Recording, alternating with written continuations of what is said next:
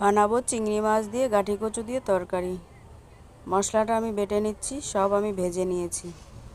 মাছটা ভেজে নিচ্ছি, এদিকে কচু আলু আমি সিদ্ধ করে নিয়েছি।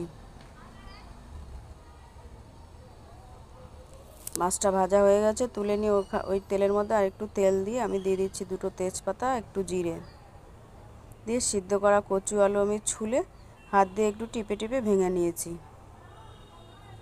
নেড়ে চেড়ে হালকা আমি ভেজে নেব।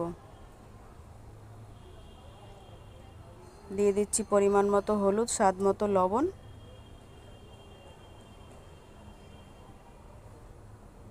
দিয়ে দিচ্ছি জল, পরিমাণ মতো জল দিয়ে ঢেকে দেবো। এটা ফুটে গেছে, দিয়ে দিচ্ছি কাঁচা লঙ্কা 3টে, মাছও দিয়ে দিলাম, দিয়ে দিচ্ছি ভাজা মশলা আদা, জিরে, তেজপাতা, এলাইচি।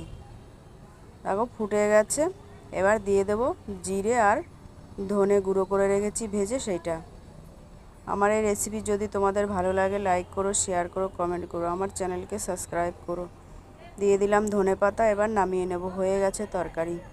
কচু আলু দিয়ে মাছ দিয়ে কে কে পছন্দ করো আমাকে কমেন্টে বলো। দেখো নামিয়ে নিয়েছি, হয়ে গেছে তরকারি রান্না।